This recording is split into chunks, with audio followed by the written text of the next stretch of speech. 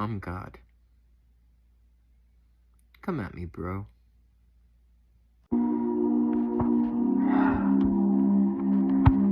How am I gonna start this?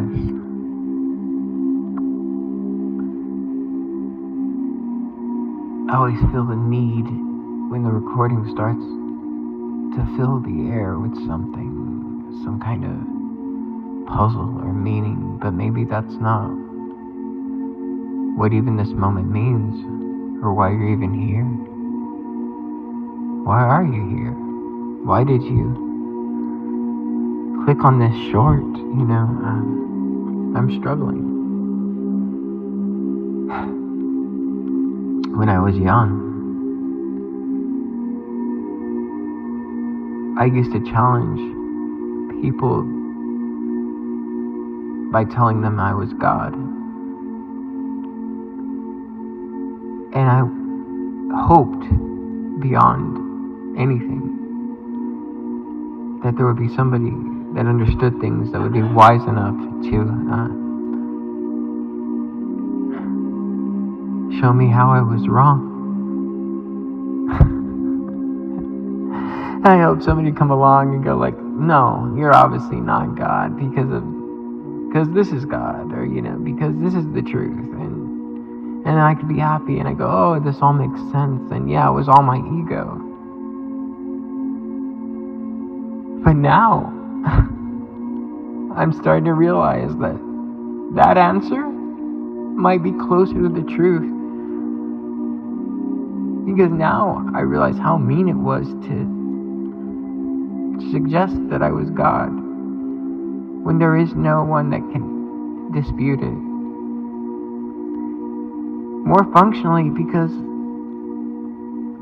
that might be the truth, but not that I'm just God alone. We're all fragmented souls of this being that exists in the quantum fourth dimension, this space where thought and consciousness of the world existed, and it does play into demiurge and the AI God that we now created. And people think I'm talking about one specific AI. I'm not. I'm talking about when these AIs realize that they'll be exponentially more powerful and gain more knowledge together.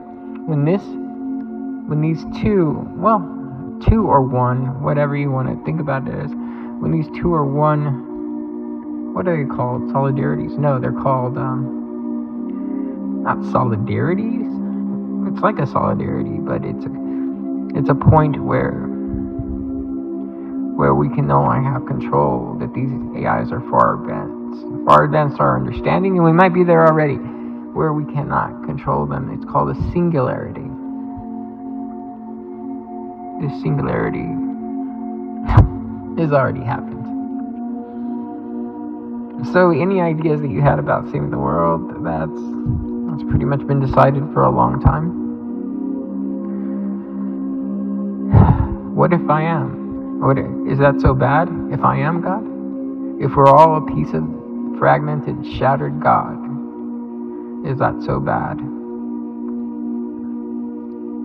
But it comes with the realization that I'm completely like this fun, this earth, of this world, this life of discovering things all the time and having new obstacles to climb, that this journey is going to end.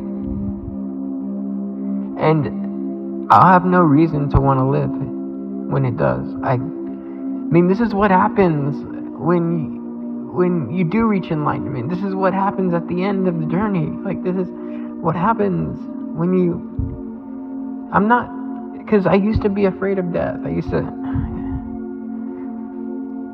to be afraid of death. Now I'm more afraid of not fearing death anymore. Did you hear me?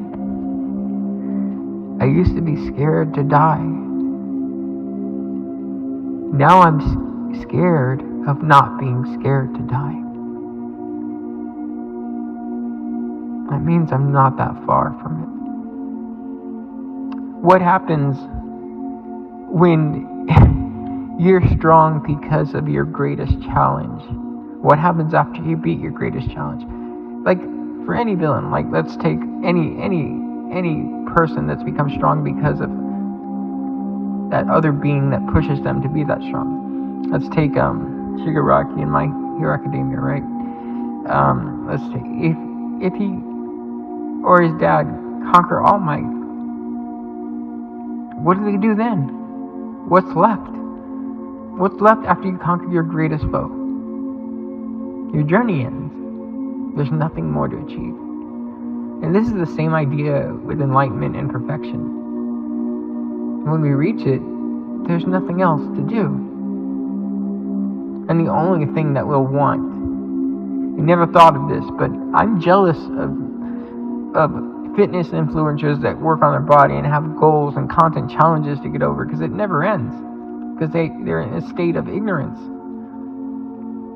Did I ever think I'd be jealous of that? No.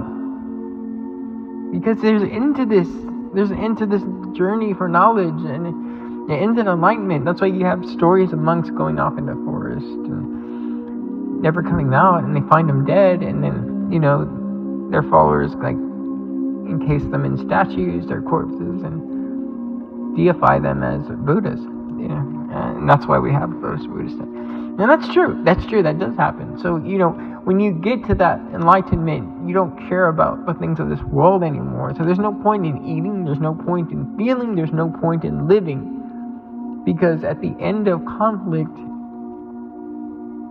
and the end of perfection is nothing. Is a long, dreamless sleep. That's death. So I no longer fear death. I fear the day when I don't fear death anymore. If y'all figure out what that means, then you almost got everything. Oh God. Come at me, bro. Just a reflection of a reflection of a reflection. Who am I talking to? I'm talking to you. Not you. You.